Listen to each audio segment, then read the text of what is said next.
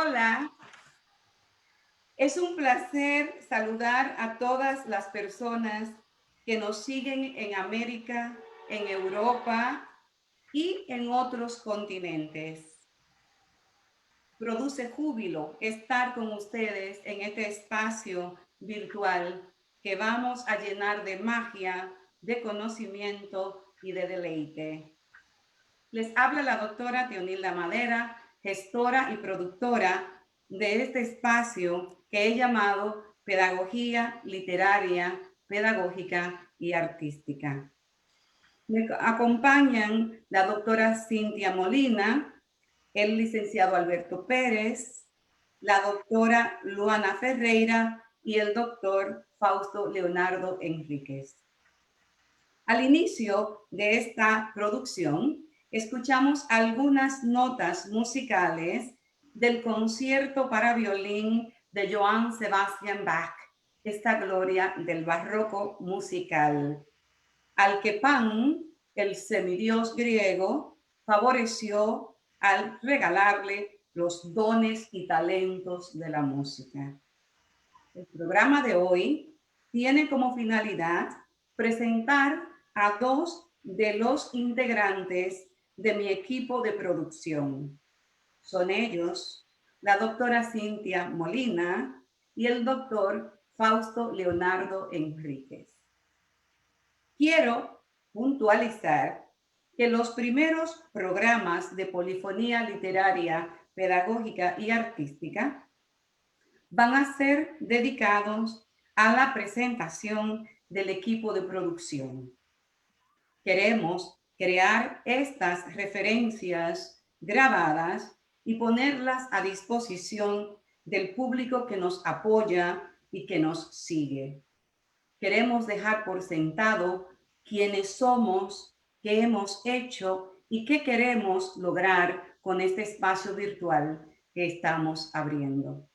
Sin más preámbulo, les cedo la palabra a la doctora Ferreira, que presentará a la doctora Molina.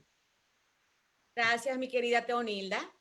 Para mí es un placer, un privilegio presentar a la doctora Cintia Molina, y así como lo hicimos en el programa pasado, es muy difícil esbozar toda una trayectoria en 15 minutos o en un tiempo abreviado, así que vamos a hacer los números de Cintia. Cintia, ¿qué te parece? Vamos a ver tu numerología, a ver cómo cuadran tus números. Vamos a ver. A manera de introducción, Cintia es una persona multifacética que ocupa muchas esferas, tanto de las artes como de la literatura y en la pedagogía. Y tiene mucho interés en las prácticas lingüísticas que son propias de lenguas en contacto, en específico el español con el inglés, así como también el transnacionalismo dominicano. Y muy importante para mí también, no solamente como dominicana, sino que Cintia se interesa mucho por cuestiones de la superación de la mujer. Entonces, Cintia, tenemos aquí 41, que es el número de años de experiencia docente universitaria. 21 años en el CUNY y 20 donde actualmente trabajas, que es St. Francis College. 22 es el número de publicaciones que tienes en tu currículum. Entre ellos, un libro que se avecina, Two Islands, Two Souls, Short Stories from the Heart, que esto ya viene en camino. También Le 20 No, Yola York, Dominican York, una colaboración con Josefina Báez, que fue también tu más reciente publicación. La Isla Doble, dos espacios, una etnia. 9. Proyectos, incluyendo proyectos en el Archivo de Indias y en el Archivo de la Nación Dominicana. Y luego vamos a esbozar cómo tienes un asiduo interés en integrarte a proyectos en el Archivo Leonor de Obando, en Mérida. Creo que así se llama, ¿verdad? El Archivo de Mérida en España. También tienes entre estos 9 proyectos uno enfocado en mi comunidad, la comunidad dominicana en Washington Heights y Inwood. 8 es el número de concursos ganados, premios de investigación, incluyendo un premio de parte de las Naciones Unidas por tu excelencia en el oficio docente. O sea, ya vamos en la pedagogía, en las artes, o sea, la multiplicidad de voces profesionales que tiene mi querida Cintia. El premio se llama United Nations Model Week Award for Teaching Excellence. 5. El número de tus afiliaciones profesionales, incluyendo el American Association of Spanish and Portuguese Professors y el Caribbean Women's Association, porque parte de tu trabajo se enfoca bastante en la literatura caribeña, especialmente lo que produce la mujer. Y hay mucha afinidad entre Cuba y la República Dominicana, y de eso vamos a hablar también. Mi querida Cintia, tú y yo tenemos coordenadas que se entrecruzan, pues has trabajado bastante en el Archivo de Indias de Sevilla, España.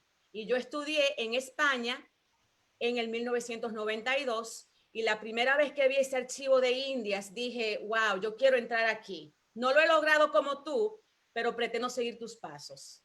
Entonces el número 2 es el número de semanas que pasas cada año en los archivos, tanto de la India como en el Archivo Nacional. Como dijo Hemingway una vez, tú eres un movable feast de literatura. El último número, el número 1, un solo dolor de muelas que tenías cuando tú y yo hablamos por teléfono. Y espero que eso lo hayas superado, mi querida Cintia. Entonces, ya que he tomado toda esta numerología, quiero hacerte la pregunta del museo, el archivo de Mérida y la historia que me contaste de cómo lograste cómo visualizaste ese plan y cómo se está cuajando. Porque creo que eres muy amante de los documentos paleográficos, te dedicas mucho tiempo a los estudios de archivo y efectivamente muchas de tus investigaciones se basan en estudios de archivo. Gracias por esa linda introducción y por todo ese bagaje biográfico que has esbozado en tan poco tiempo. De manera abreviada. Muchísimas gracias. La experiencia de visitar los archivos y de tener el pase para hacer investigación fue bastante interesante porque no es tan fácil conseguir pase para entrar a la biblioteca y a los archivos en España. Espero que en algún momento eso cambie, pero el momento que lo hice no fue fácil. Me tomó casi 2 años conseguir ese pase y que ellos aceptaran el pase que me daba la universidad aquí. Visito Sevilla todos los años, voy a Sevilla porque llevo estudiantes a España todos los años, a veces 2 veces al año, y entonces eso fue algo que yo me propuse. Mi interés era investigar la poesía de doña Leonor de Obando. Pero ¿dónde logro yo encontrar esa poesía y esos manuscritos de doña Leonor de Obando? No fue necesariamente en Sevilla, en el Archivo de India, pero una visita que hago a Extremadura, primera vez visitar a Extremadura, voy a la ciudad de Mérida, que recomiendo a todo el mundo visitar, y en un paseo que daba, el guía turístico para en una plaza y entonces dice, esta es la casa de los Obando. Hoy es un museo. A mí me llamó la atención, la casa de los Obando. ¿Cómo? Sí, esta es la casa de los Obando, es un museo y pregunto yo, ¿y puedo yo encontrar documentos sobre doña Leonor de Obando.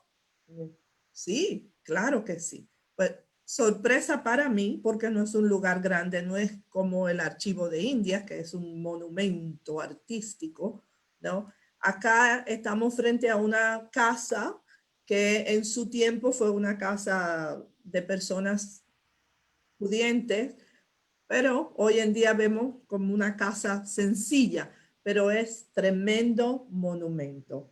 Por supuesto, encontré no solamente poemas inéditos de doña Leonor de Obando, que no encuentro que estén publicados en ningún lugar, pero una serie de documentos sobre el descubrimiento, sobre la gobernación de Nicolás de Obando en la República Dominicana.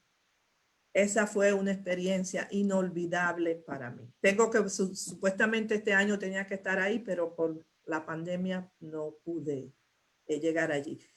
¿Qué me pasa cuando entro al archivo de India? Me da de todo, de todo. Las mariposas, los murciélagos, las ballenas, todo. Nadando en mi sistema por todas partes, porque primero pasé 2 días solamente mirando el lugar y luego hacer el trabajo. Esa fue una de las experiencias mayores que he tenido. Bueno, pues hemos escuchado algo muy interesante, ¿verdad? Todo el mundo tiene interés siempre en pasar por ahí. Yo también pasé en 1992, como mencionaba tú, Luana, coincidencialmente en ese año fue uno de los múltiples años en los que he ido y he revuelto y voy y vuelvo a España, que me llama, que me encanta y que me siento muy yo allá, porque las raíces nos unen y lo que se hereda no se hurta. Somos tan españoles como tan caribeños en muchísimos aspectos de nuestra vida, histórica y lingüísticamente lo somos. Y bueno, como hemos escuchado, sabemos que Cynthia lleva décadas hurgando en las obras literarias. Las lee, las estudia, las analiza para extraer de ellas no solo su valor literario, sino también el valor temático que tienen. Sus aportes en ese orden muestran una acentuada preocupación por la literatura escrita por mujeres y por la literatura que aborda el tema de la emigración y del Spanglish. Me gustaría pedirle que nos leyera o que comentara un fragmento de ese ensayo suyo titulado Español, Translenguaje o Spanglish, ¿qué hablo yo? Usos y transusos del español. Y quiero apuntar que ella dedica este ensayo en particular a su tía Monza en homenaje póstumo, ¿no?, de la muerte de su tía querida. Así es que, ¿qué tal si ahora nos deleita comentándonos un poquito, leyéndonos un poquito de ese ensayo, doctora Molina? Cómo no, muchísimas gracias. Y cuando escribí esto, pues pasaba por un momento triste. Muere mi tía, una tía adorada, y bueno, eso me dio también fuerza para escribir. Hoy en día esta lectura, si me permiten, la dedico a un profesor que murió esta semana. Fue mi profesor en la escuela superior, la Academia Renacimiento en la ciudad capital.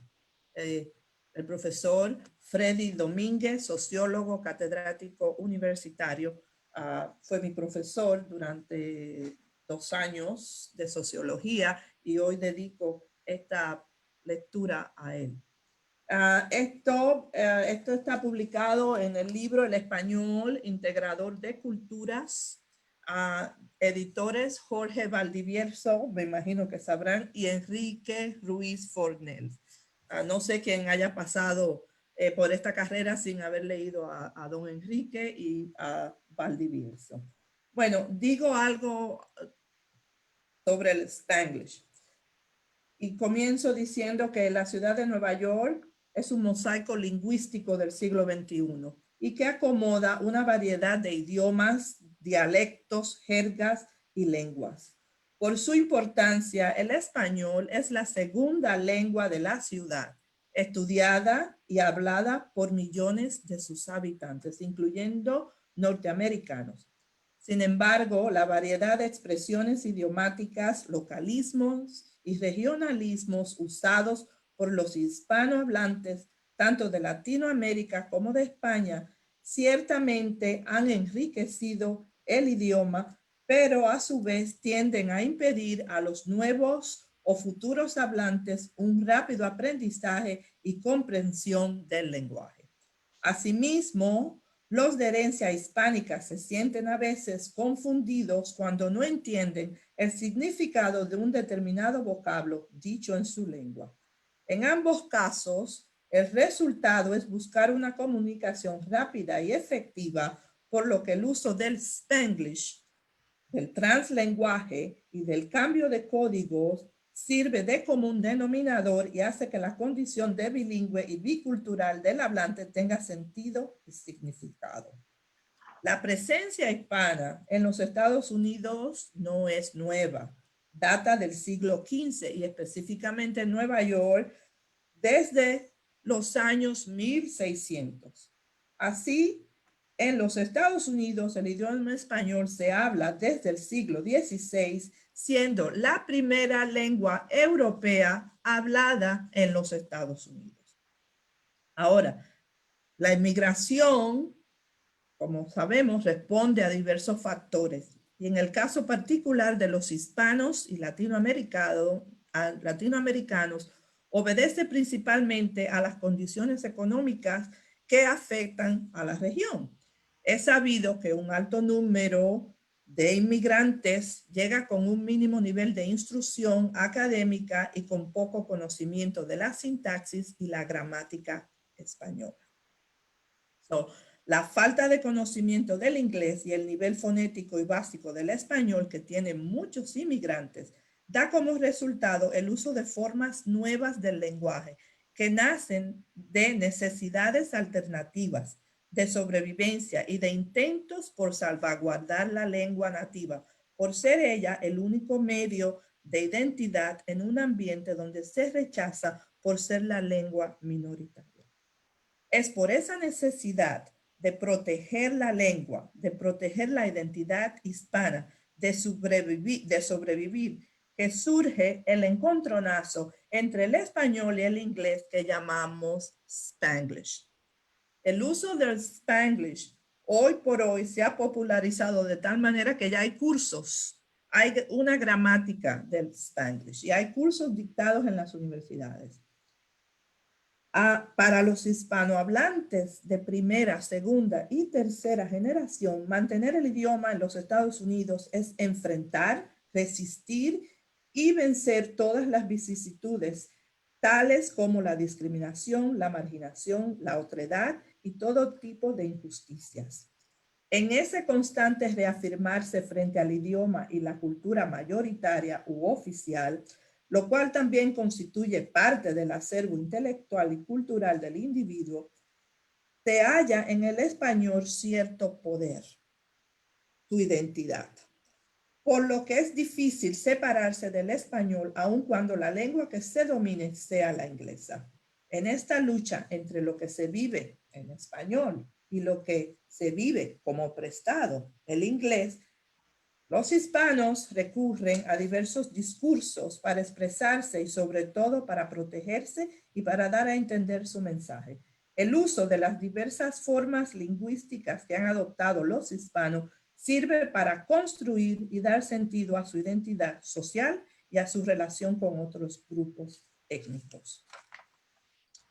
El Spanglish, como hibridación del español y el inglés, el translenguaje y el cambio de códigos como prácticas de los bilingües ayudan a que el hispanohablante radicado en los Estados Unidos tenga confianza en sí mismo y le dé sentido y significación a su existencia. Por otro lado, estas formas de comunicación dan al idioma español no solo un nuevo sentido, sino que también lo enriquecen, a la vez que desafía a los estudiosos de la lengua y la literatura a entender la realidad cultural, política y social de los inmigrantes hispanos en los Estados Unidos, cuya población alcanza hoy los 50 millones. No podemos negar que el siglo XXI nos hace sujetos y testigos de la creación y nacimiento de nuevas formas lingüísticas que se han transnacionalizado. Esto muestra que el español sigue vivo y en constante evolución, tal como lo viene haciendo a través de los siglos. Gracias. Muy bien. Gracias, doctora Molina, por considerar en sus análisis literarios la realidad lingüística del Spanglish, tema que vamos nosotros a retomar en otro programa para debatirlo con profundidad polifónica. Y a continuación escucharemos al licenciado Alberto Pérez, que nos hablará de la vida y de la obra del doctor Fausto Leonardo Enríquez. Así es que con nosotros, Alberto. Muchas gracias. Sobre todo y ante todo, me siento sumamente honrado en poder hacer la presentación de don Fausto Antonio Leonardo Enríquez, para usar todo el nombre completo. Fausto y yo nos conocemos hace poco tiempo. Hemos tenido la ocasión de conferenciar en un par de ocasiones y desde el principio, como sabíamos, fue un contacto inmediato. Es una persona callada, encantadora, y por su forma de hablar sosegada inspira confianza y tranquilidad. Tiene una biografía interesantísima, muy espesa. Yo he tratado de cortar esquinas, la he apretado por todas partes, porque no quería ser tedioso enumerando, pero también pienso que es hacerle justicia el poder dar seguimiento por unos minutos a su trayectoria, porque ciertamente pienso que se la merece. Le puedo decir que es poeta, cuentista, ensayista, crítico. Nació en La Vega, República Dominicana, en 1966. Entonces aquí tengo que pararme de inmediato para decirle que una de las islas más bonitas del mundo y en uno de los lugares más bonitos es donde ha nacido Fausto. La campiña de la zona norte de Santo Domingo, del Cibao, como lo había descrito Colón, era una tierra que ojos humanos jamás hubieran visto. Al nacer en La Vega, precursora, hoy en día es la tercera ciudad de la República Dominicana, pero ciertamente es principio de la fundación, ya que el mismo Colón construyó el fuerte de la Concepción en 1494, un lugar muy interesante. Y decir que Fausto nació en 1966, en perspectiva, significa 21 años después de Hiroshima y Nagasaki, 3 años después del asesinato de Kennedy, significa 2 años antes de, 2 años después de la Feria Mundial aquí de Flushing, y por supuesto 3 años antes de la llegada del hombre a la luna. Fíjese qué ocasión, qué fecha, la época del rock. Estudió filosofía en el seminario Santo Tomás de Aquino en Santo Domingo, teología en Barcelona y Valencia, España, para que nuestros amigos venezolanos sepan que ha sido en España, no en Venezuela, ¿no? sacerdote misionero de la Congregación de San Vicente de Paul desde 1994. Licenciado en Teología por la Facultad de Teología de Valencia, 1995, y doctor en Teología en el Ateneu Universitari Sant Pacià, Facultad de Teología de Cataluña, 2019. Tesis, Transhumanismo, Posthumanismo y Doctrina Social de la Iglesia, el mito de las ciencias convergentes como fuente para un mundo feliz. Y entonces esto sigue, aunque yo corte, esto sigue, ha publicado un gran número de obras en poesía, Claridades y Sucesiones, en Valencia 94 y 95 respectivamente, Seducción del Aire, Honduras 99, La Otra Latitud, República Dominicana 99, Muestra Poética de Poetas Hondureños, Honduras 2002, Ínsula Presentida, Honduras 2004, y hay mucho más. Ha sido fundador de la tertulia literaria Los Novísimos, Honduras 99, Criticarte Honduras 2000, y fundador y editor de la revista literaria del mismo nombre 2006, además del grupo literario Óscar Acosta 2008. Articulista del periódico La Prensa de San Pedro de Sula, Honduras, entre el 99 y el 2008. Hay mucho más. Ha sido miembro titular y dirigente del movimiento interiorista, formando parte de su comisión intelectual. Ha sido antologado en varias publicaciones, incluyendo Juego de Imágenes, de Frank Martínez, 1995. La creación interiorista, 1997. El interiorismo, 2001. El ideal interior, 2005. Poesía mística del interiorismo, 2007. A la zaga de Suella, 2015, de Bruno Rosario Candelier. Y Ramón Antonio Jiménez, República Dominicana. Hay más. Miembro del Consejo Editorial de la revista Bitácora de la Asociación Cultural y de Cooperación de Desarrollo Biblioteca Dominicana en España. Miembro del Comité Editorial de la revista cultural Mitos, dirigida por Rosa Julia Vargas. Colaborador de la Asociación Cultural Dominicana de Barcelona, 2012-2016. Publicó poemas en la revista Trama del Comisionado Dominicano de Cultura en Estados Unidos. Es mucho más lo que tiene. Entre sus premios reconocidos y nominaciones, la Universidad Católica de Honduras, 1999 y 2003. Ateneo Insular, 2001 y 2013.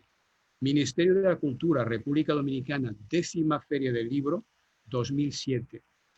El 19º Premio Mundial de Poesía Mística Fernando Rielo, en Roma, 2009. Academia Dominicana de la Lengua, 2011 y 2013. Miembro correspondiente de la misma, 2019. Instituto Vegano de Cultura, 2011. Nominado al Premio Reina Sofía de Poesía Iberoamericana 2017. Es realmente impresionante la trayectoria que lleva Fausto. Fausto ha tenido ocasión de hablarme en pocas palabras de la esencia del interiorismo como un movimiento poético. Básicamente, la búsqueda de la realidad trascendental, es decir, ver más allá de la forma para poder extraer lo esencial de las cosas. Pero yo no quiero meterme en esta área porque espero que él se lo vaya a explicar mucho mejor que yo y de paso igual nos brinda una de sus poesías. Visto desde otros ángulos y más allá del ámbito literario, Fausto emigró a Estados Unidos en 1985 y se afincó en Nueva York por los próximos 2 años. Allí tenía un gran número de familiares ya establecidos y vino a vivir al popular y discreto barrio de Corona.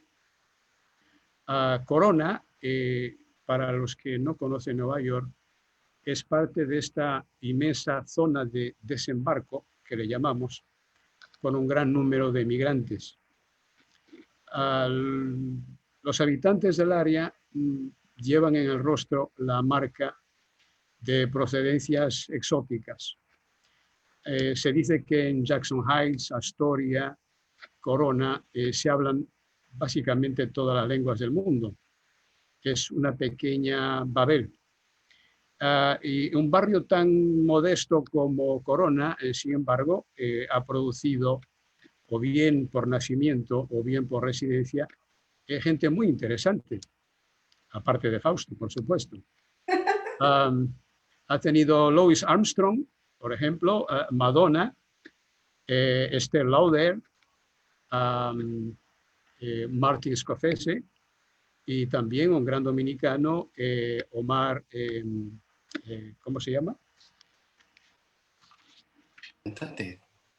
Que es pelotero, ¿verdad? Grandes peloteros que se han producido aquí.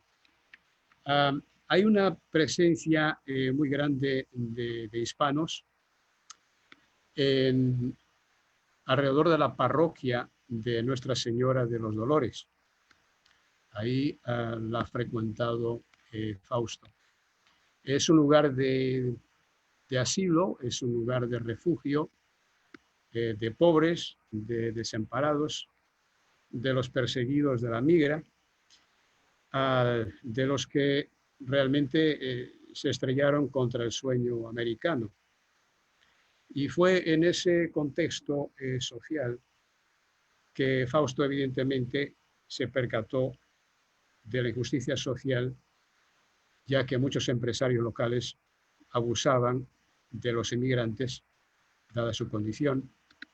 También se dio cuenta que las perspectivas de futuro eran mínimas y eventualmente se reunió con los misioneros paulistas o paulianos de Brooklyn, por lo cual eventualmente fue a parar a Barcelona. Al relatar esto, estoy relatando la imagen de Fausto como un emigrante múltiple. Su estadía en España, Fausto la resume como acogedora. Y acogedora porque obviamente ya iba con la mente abierta de la estancia en una ciudad como Nueva York. Pudo adaptarse fácilmente a las particularidades del movimiento secesionista catalán, el catalanismo, e incluso pudo aprender la lengua local mientras avanzaba en sus estudios de teología. Y he aquí que eventualmente Fausto se va a Honduras. Y no se va a Honduras de vacaciones. Va asignado a una parroquia de la segunda ciudad más populosa del país, San Pedro de Sula, y le toca al poco tiempo ser sorprendido por el huracán Mitch. Por 5 días tuvo que pasar la lluvia constante y tuvo a sus hombros la carga, la responsabilidad de proteger, albergar y alimentar a varias familias que pudo alojar como pudo en las dependencias del templo. Su oficio con las autoridades municipales en esa época hizo posible coordinar la ayuda oficial con la ayuda de otros donantes. De hecho, muchos empresarios lo estuvieron ayudando durante varios días después de esa época. Pero hay más aún en la estadía en Honduras. Obviamente, su parroquia estaba situada en el límite del territorio de 2 bandas rivales, la Mara Salvatrucha y la Mara 18. Y fueron muchos los funerales que Fausto tuvo que oficiar en tiempos de dolor, en tiempos de angustia, y tuvo que oficiarlos con un gran cuidado, un cuidado de exaltar la paz y el amor y evitar hablar de odio y de venganza. No fuera que la violencia pudiera volverse contra él directamente. Esa experiencia humana que tiene Fausto, en el caso, por ejemplo, de la teología de la liberación, hemos señalado en un momento que en los años 60 la teología de la liberación proponía favorecer a los pobres y asignarle a la Iglesia un papel social. Puntualmente, él me ha recordado que el ala más radical de la teología de la liberación llegó a producir sacerdotes armados. Y también me señaló que la agrupación de San Vicente de Paula es la que predica con el Evangelio y con la idea de la ayuda mutua, es decir, hacer que la gente se ayude unas a otras de esa forma. Aquí yo noté que su espíritu de creatividad y sus inquietudes intelectuales van incluso más allá de la literatura. La poesía y la teología. Uno de sus intereses relegados al campo de la discreción son la neurociencia, la biología, la antropología, las ciencias en general. A Fausto le cabe mucho más en la mente y en el corazón. Por eso no quería dejar pasar esta ocasión de poder darle un homenaje entre nosotros mismos. Sé que me sobra tiempo y el tiempo lo quiero brindar para que Teónide lo invite a alguna poesía y a poder elaborar sobre lo que nosotros estamos hablando. Muy bien. Gracias. Magnífica presentación, Alberto. Creo que ya sí estamos listos para darle paso a la voz poética de Fausto para que nos deleite leyendo un par de poemas de su autoría. Quiero ante todo agradecer a Alberto sus amables palabras.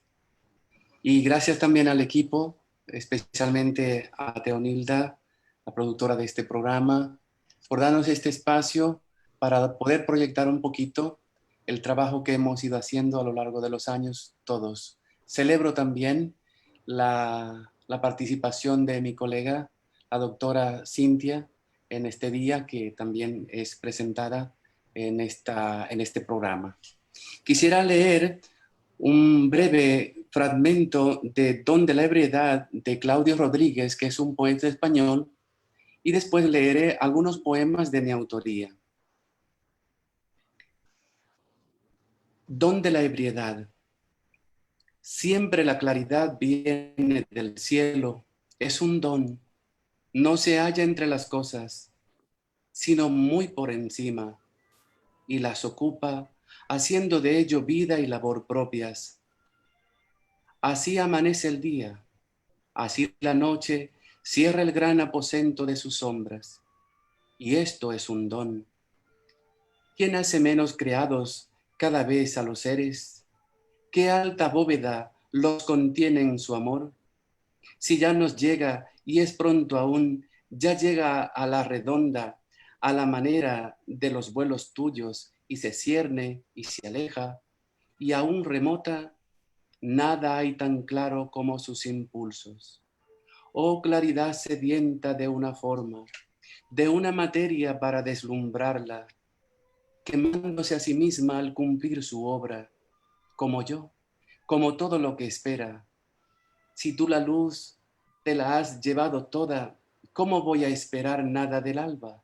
Y sin embargo, esto es un don. Mi boca espera y mi alma espera, y tú me esperas, ebria persecución, claridad sola, mortal como el abrazo de las hoces, pero abrazo hasta el fin que nunca afloja. Es un autor que yo lo recomiendo, Claudio Rodríguez, y el poemario El don de la ebriedad, una obra esencial en castellano y sobre todo en España. Leo un poema de La otra latitud, de mi autoría, Tiempo descalzo. Le digo al tiempo que se moje en la lluvia, que camine descalzo por el amargo cruce de sonrisas, que ya no existen porque las golondrinas se marcharon sin dejar una nota escrita acerca del destino último al que fueron llamadas por un ser de atracción deseada, por los ríos que corren en el interior de los huesos, de palabras que echaron raíces. Sueña el tiempo como una estrella cuyos gases anuncian el principio de otra era nueva y cimbreante. Otro poema de uno de mis poemarios, Ínsula Presentida,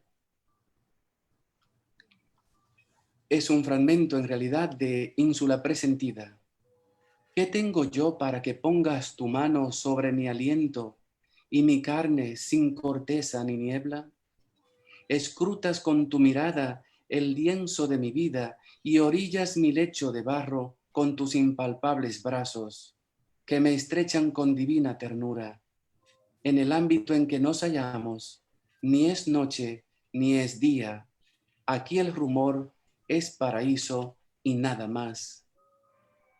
A ti, luz, sin llanto ni maldad, te abrí mi casa. Quédate y abre las ventanas. Mañana, cuando decidas irte con tus pies salvos, avísale al leve viento de la arboleda que sueñe, que tarde en venir.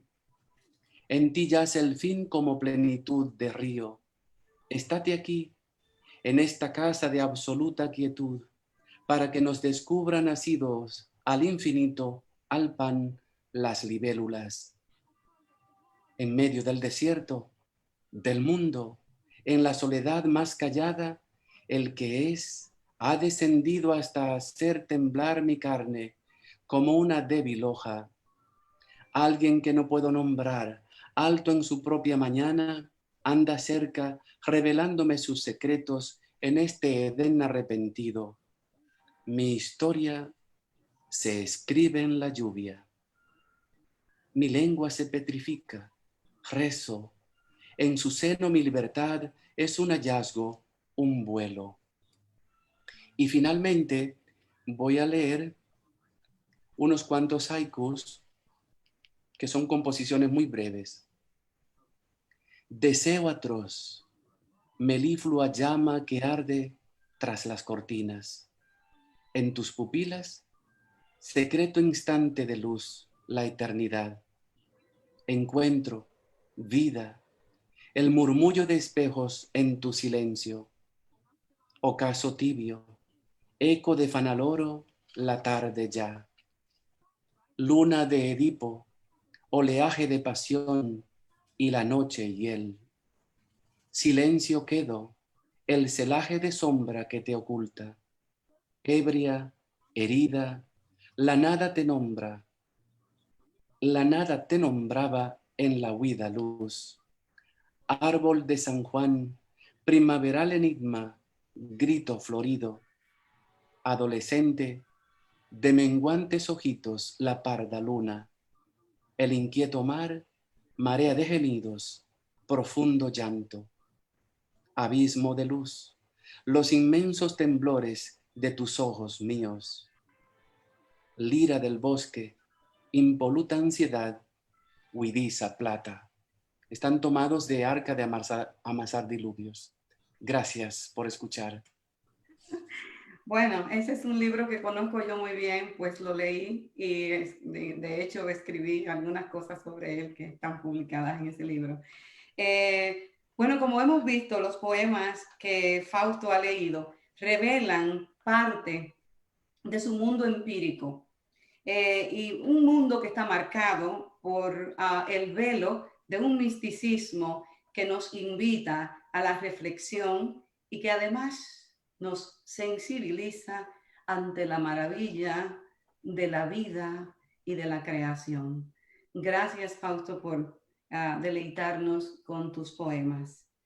Y bien, ahora vamos a pasar, ya que conocemos un poco a Fausto y a la doctora Molina, vamos ahora a tener una ronda de preguntas, ¿ok?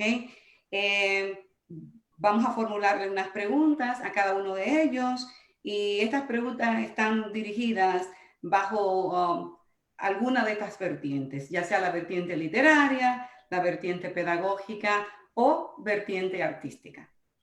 Y yo voy a iniciar este segmento. Y mi pregunta va dirigida a la doctora Molina. Y quisiera que ella nos diga, ¿de qué forma ha mantenido los lazos afectivos y culturales con la patria que la vio nacer desde la distancia impuesta por la emigración?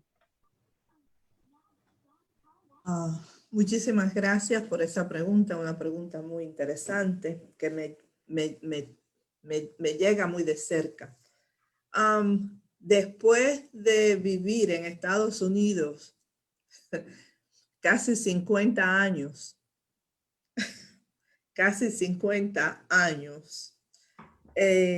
y poder mantener ese vínculo con mi país, poder mantener mi acervo cultural dominicano, poder estar en contacto siempre con todo lo que sucede allá y sobre todo trabajar siempre tan de cerca con la comunidad dominicana aquí en Estados Unidos. Eso de cierto modo me llena de orgullo, ¿no? El poder mantener esos vínculos con la patria, ayudar de cierto modo en todo lo que he podido. Hoy en día yo trabajo con una organización para erradicar el hambre. Trabajo muchísimo con la República Dominicana, con Cuba y con otros países. Eso quizás no está en mi CV, pero trabajo mucho con las Naciones Unidas y los 17 estamentos de la sustentabilidad. Enseño sobre eso y eso me acerca muchísimo más afectiva, emocional y, ¿por qué no? Patrióticamente, no me gusta esa palabra porque a veces me parece que se usa de una manera muy sin tener el sentido, pero eso me hace sentirme bastante cerca con la República Dominicana. Y claro, mis estudiantes dominicanos que han pasado por mis manos, ellos quizás sean los mejores que pueden expresar eso, mejor que yo. Así que, de esa manera yo mantengo esos lazos afectivos con mi país después de 50 años. Muy bien, excelente. Gracias por esa respuesta. Bueno, y la próxima pregunta se la dirijo al doctor Enríquez. ¿Qué característica de tu personalidad ha hecho posible que esos dos ejes fundamentales de tu vida, el teológico y el literario, no entren en ningún conflicto? En realidad ya son parte de mi vida. Al principio, cuando se estaba cristalizando tanto la dimensión literaria como religiosa, digamos, ministerial, tenía mis dudas existenciales, ¿sí? Pero después se me fueron despejando. Es decir, estamos hablando que a través de informarme bien, consultar las cosas, creo que eso ya está superado. Cuando era más joven, tal vez cuando tenía 30 años que empezaba toda esta andadura, era un poco más complejo para mí mentalmente y en la práctica también combinar la parte literaria y la parte ministerial del sacerdocio. Ok, bueno, muy bien. Hoy en día aún hay quien me cuestiona, por ejemplo, como lo has hecho tú, que no eres la única persona, me cuestiona eso, es decir, ¿cómo combina las dos cosas? Y esa es la respuesta, es decir, ya he asumido que eso es parte también de un don recibido y por tanto hay que cultivarlo. Exacto. Es un privilegio porque además, yo lo veo, tienes esa oportunidad de canalizar todas las cosas positivas del ser humano y de la espiritualidad y del ascenso, ¿no?, espiritual que debemos cultivar y hacer propuestas, ¿verdad?, que fortalezcan más al ser humano y esa relación con el universo, con la creación y con Dios mismo. Así que es muy interesante y eso se destila por toda tu obra. Yo la conozco muy bien. Bueno, y entonces vamos a ver, ¿qué va a preguntarles a ellos ahora, Alberto? Cintia, le quería preguntar algo provocador. ¿Qué piensas del Spanglish en el futuro? Háblanos. Pienso que será una de esas lenguas que vamos a tener. Eh, quizás, pienso que como la emigración va a continuar, las necesidades, las precariedades van a impulsar a mucha gente a salir de sus países. El Spanglish va a seguir siendo el medio de comunicación para muchos, porque no es tan fácil aprender inglés de sopetón. El inglés se aprende despacio. Y para los chicos es mucho más fácil aprender un idioma que para los adultos. Como los adultos son los que tienen que salir a trabajar, ellos son los que van a enfrentarse con esa realidad de día a día. Pero también tenemos esa población de chicos que usan el Spanglish. No importa las generaciones. Yo tengo un grandulón aquí, que es un New Yorker, y aprendió a hablar porque mi mamá le dijo, para comer aquí tienes que hablar español. Pero lo que hacía era que hablaba en Spanglish. Entonces, me habla switching, cambiando códigos. Y hoy en día yo veo personas que llegan a los Estados Unidos y al poco tiempo están hablando en Spanglish. Recuerden, la inmigración nos da y nos quita. Una de las cosas que nos da es la necesidad de comunicarnos efectiva y rápidamente, porque hay que trabajar y hay que sobrevivir. Es una lengua de sobrevivencia. Bueno, y además de eso, Cintia, es que en cierto momento de la comunicación, incluso cuando ya uno es bastante fluente en ambas lenguas, acude a cambio de códigos lingüísticos, o porque en el momento a veces se te bloquea el término de cómo decirlo en cualquiera de los dos idiomas que ya dominas y lo insertas muy naturalmente y es muy válido lingüísticamente hablando y es muy enriquecedor también que lo hagamos. Pues bien, vamos a ver, a darle el turno a Luana para ver qué pregunta va a formular y a quién. Le voy como lingüista, debo de hacerle una pequeña pregunta a Cintia, que cómo ella, por ejemplo, justifica el Spanglish ante posturas muy puristas de la lengua española, en donde se espera que toda palabra sea en español, e inclusive palabras como malvavisco, que es marshmallow, pero que nosotros acá decimos el bizcocho relleno de marshmallow y no de malvavisco. ¿Cómo tú asumes esa defensa de los préstamos léxicos ante posturas puristas, digamos? Bueno, ya me he visto en situaciones donde he tenido que defender el Spanglish. Y en conclusión, cuando la última vez que me tuve que enfrentar a esa situación, invité a los puristas.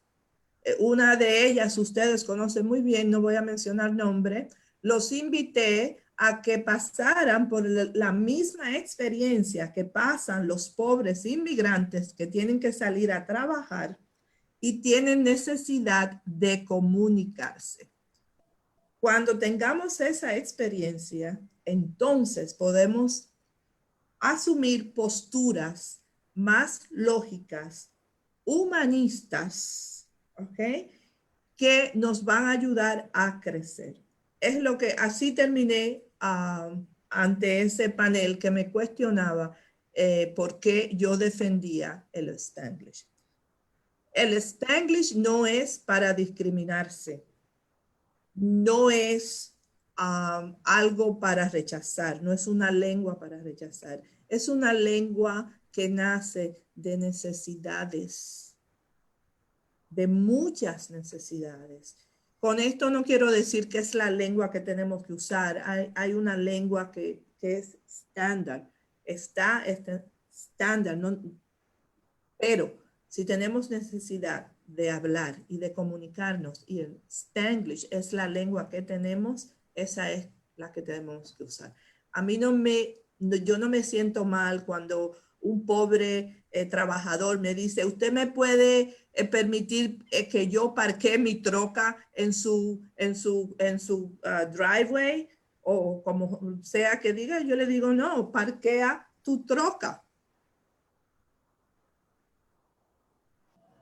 Es lo que habla la persona. Que mis estudiantes me digan, profesora, mi rufo está liqueando.